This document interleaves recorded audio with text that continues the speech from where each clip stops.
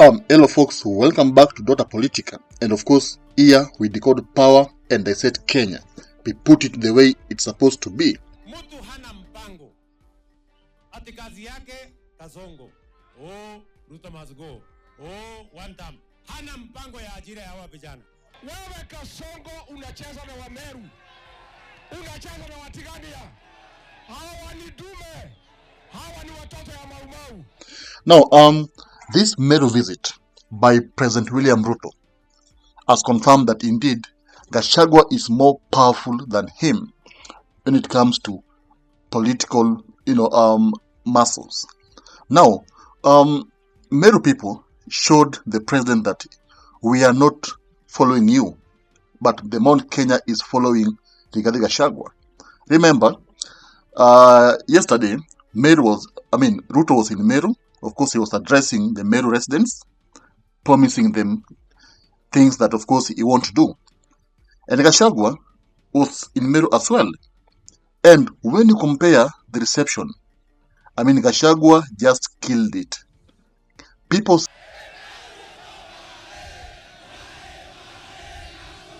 saying songs, that will send Ruto home in 2027.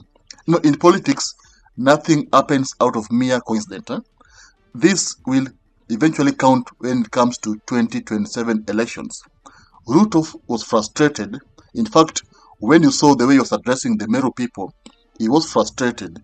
The reception that he received was not what you expected. In fact, he went to Meru thinking that since Kithure Kindiki is his deputy, the Meru residents will actually receive him well. But to his shock, he was not received well. In fact, people were just ignoring him. People are tired with the president. And it shows that in 2027, Rigathi Gachagua is the man to beat. Ruto himself said, alisema kwamba Rigathi Gachagua hawezi mtisha ati atamaliza before 2027. Of course, this, they call it last kicks of a dying horse. William Ruto is just, frustrated, imagining that his former deputy, the person he orchestrated his impeachment, is now going to take over. In fact, that is so frustrating. I can just imagine in Kasarani, William Ruto handing over the sword of power to Rigathi Gachagua. It is so frustrating. And this is the pain William Ruto is going through right now. But he can't show it because he's the president. And he wants to show people that he's in power. But indeed, inside, he is really dying. He can't imagine Rigathi Gachagua taking over. Because his expectations after the impeachment of Gashagua, he thought that, Gachagua will be impeached and go home, achunge ng'ombe, wa Munyoro. Lakini, Rigathi Gachagua has turned out to be the most, the biggest challenger for William Ruto. In fact, Gachagua is so, obsessed with making Ruto a one-term president. And now, the irony is that Rigathi Gachagua is not after becoming the president. He is after making Ruto a one-term president. And he said clearly that, hata kama Kalonzo Musyoka atasimama, he will support Kalonzo Musyoka. And now, the biggest fight, the biggest challenge William Ruto is going through now is the Gen Zs, because of the abductions, finance bill, taxes, killings that has been witnessed in this regime. And of course, Gachagua is taking this to his advantage. Every time he's addressing the Gen Zs to, of course, ditch Ruto in 2027 elections. And this is going to take Ruto down because the Gen Zs are the majority. In fact, they comprise of 80% of Kenyans now. And these people, if they decide to take you home, the way they are saying that they will send him home the election day, I think there's nothing you can do. Out of Kiba elections, it won't make you the president because the number is huge. You can't steal the all votes. So this Meru visits has confirmed that indeed William Ruto anaenda nyumbani. Anaenda nyumbani because the reception, the songs, Ruto despite buying crowds, they still hawakutokea. Remember Gachagua akisema mkipewa pesa mkule. Mkipewa pesa mkule.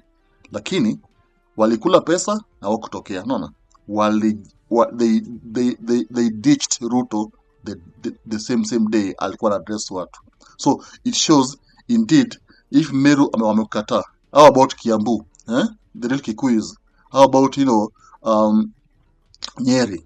I mean, Mount Kenya is gone, and once Mount Kenya is gone, there's no way whatsoever you will win these elections, because since Mount Kenya is the one that made you the president, and now Ruto's main bargaining power ni Raila Amolo Odinga, of which Raila Amolo Odinga is the most, is the politician mwenye aufai kumtrust, because ye mwenye pia is high the presidency. Raila can ditch Ruto anytime, any day.